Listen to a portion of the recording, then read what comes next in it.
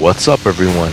Welcome back to the channel and welcome back to another Elden Ring build progress video. This time it is the Rotten, Radical and a level 150 NG plus 6 build. And in this build you will be utilizing pretty much strength and some faith, just to use the Scarlet Ionia, and pretty much one Ash of War, Poisonous Mist, and that's it. And you don't even have to use that all the time, or you can have it only on one of your weapons. It's very optional. We'll get into more detail about it when we get into the build guide itself. For now, I just wanted to show you some of the footage that I have from defeating random enemies, considered tough enemies in the game, followed by some mini bosses from all the regions, and at the very end just like a boss that's considered tough because it has ads and stuff like that with it. Otherwise, that's about it. I'm leaving everything else, all the big bosses and all that, for the build guide of course. And for now I'm gonna tell you a little bit about my experience with this guy. I also call this guy the king of firsts, really, because it was the first time I had such an easy playthrough. It was the first time that I was able to defeat many bosses on my first attempt, and there were one or two of them that were from the end game as well. So yeah, that's not even considering all these, like, you know, mini bosses on the side here, like, you know, the open world bosses and all that. Many of them went down, a lot more of them went down on my first attempt than anything else, really. Some of them were tough, but not all of them. Regardless though, like, my longest battle probably was like a 1 hour battle. Well, it wasn't like 1 hour non-stop with me just fighting the enemy, of course. Like, I would die and I would keep trying. So I tried for like an hour. That was like the worst one. And you're gonna know who it is in the build guide. For now, just look how easily you can take care of most of the enemies around here. You are only level 150, NG plus 6. NG plus 7 is the last thing that you can get into here. So after NG plus 7, I believe the enemies do not gain any more health or deal more damage or any of that stuff. So NG plus 8, 9, 10 is pretty much like NG plus 7 from my understanding. Just, you know, just gives you a chance to redo the game if you feel like testing out a build, or maybe you missed out on something and you just realized it and you want to get it, or you were just lazy and you never got it and you want to go get it. So that's what's nice about it. You can keep doing NG pluses all you want. And to me, the reason I love doing level 150 NG plus 7 builds is because you really get to test the build. I'm not like the most skillful player out there, not in this game, that's for sure. I play too many games, I have too many things going on. I've never like really played a Souls game before. I tried a few of them, defeated a few bosses, but like that's about it. Like, never finished any of those games. So this is the first one that I actually beat now over 10 times. I don't know, probably like a dozen times now.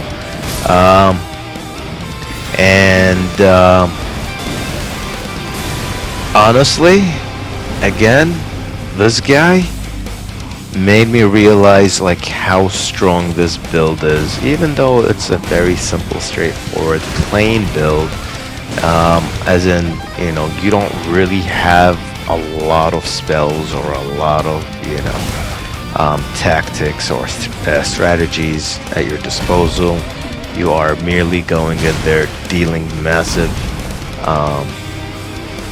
physical damage as your weapons are scaling if you go to heavy affinity, and that's really good. Only bad thing about them is they're very short range, but that's about it.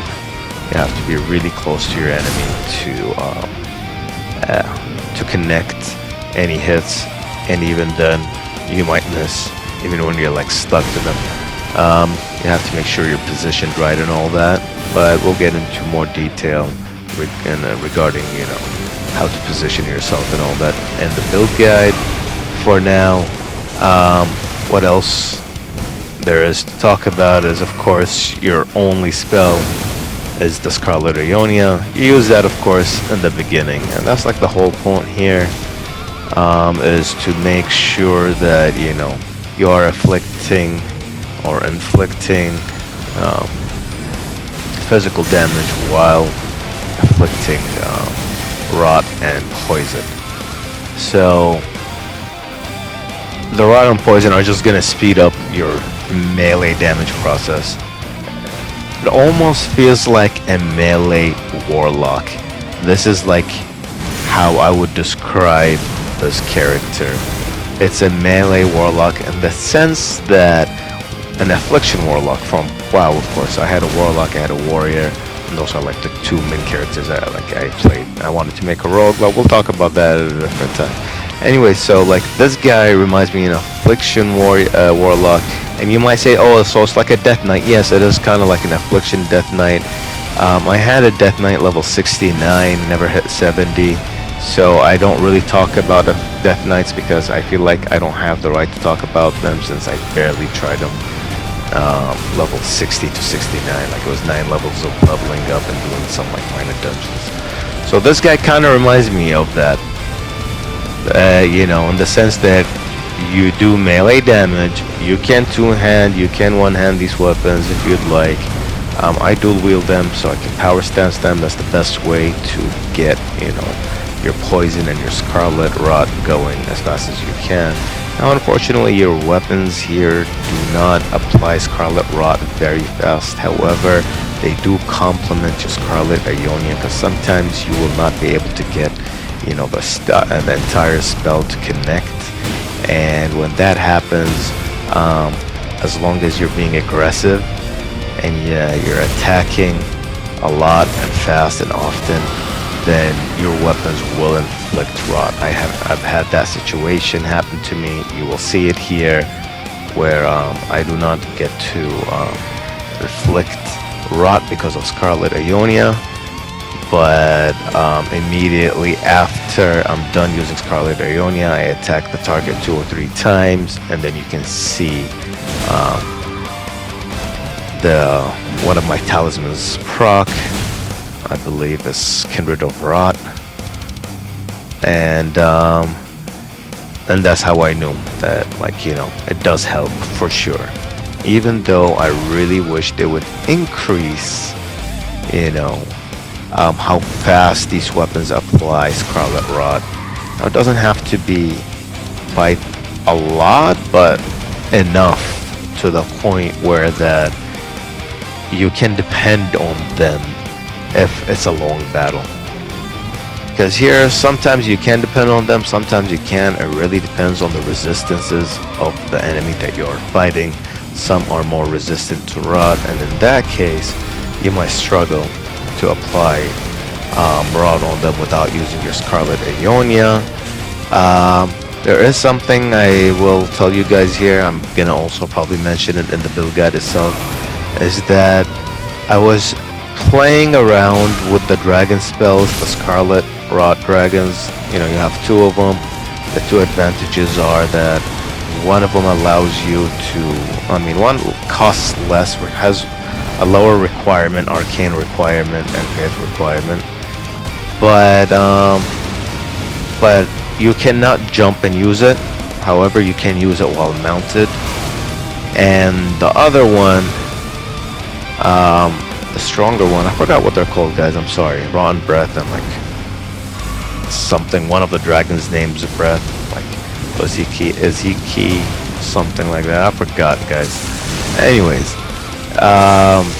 so the downside about them is that they will use up all of your mana, and they apply less Scarlet Rot, or take longer to apply Scarlet Rot rather than the Scarlet Ionia.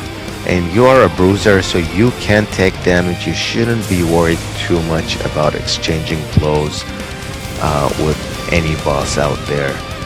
We'll get into details, of course, in the build guide itself. However, keep that in mind.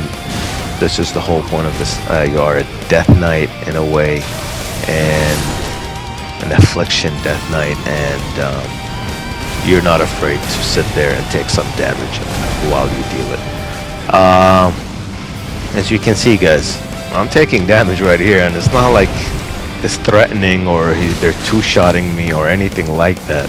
I can take like multiple blows from this guy depending on which attack he uses, of course, but you know, before reaching like really low health. So again, if you love melee builds, this is definitely up there with one of my top 3 melee builds. Let me say top 3 strength builds, not melee builds, because like there's melee decks which I'm gonna get into, and I'm gonna figure out which one is my favorite there. But anyways, so as you sit there and just apply rot and poison sometimes gets applied so much faster than rot. Depends, like if you imbue your weapons with the poison affinity, then they will be applying rot really fast. And if you use heavy affinity and you have poisonous mist on both of them, and you just like use poisonous mist and then like use poisonous mist on the enemy and then attack the enemy a few times with your enchanted weapons, you will most likely get rot on any creature like really fast. Again, faster than I could apply rot sometimes. So that means you want to make sure you always apply your poisons first before you go for rot. And you also need to keep in mind that throughout a boss fight, because this is NG plus 6, they have lots of health, you most likely will have to reapply your afflictions on the bosses or enemies, generally speaking, unless you are really good at being very aggressive and just dealing lots of melee physical damage and taking out the enemy before the rot and poison duration expires. So it really depends on your playstyle, but as you can see, as I was just mentioning, you have to reapply rot here, and this is why we're heavy. We wear heavy armor, and why we have lots of health. I'll get into the stats, of course, in the build guide itself, but now you have an idea, because we have to tank hits while we apply our poisons and our rot and all that, our afflictions. Anyways, guys, this is pretty much the end of the video here, so I really hope you enjoyed the Rot and Radical, and as always, thank you all so much for watching, and I'll catch you all in the build guides itself pretty soon. Have a great day, take care, see you all then. Peace.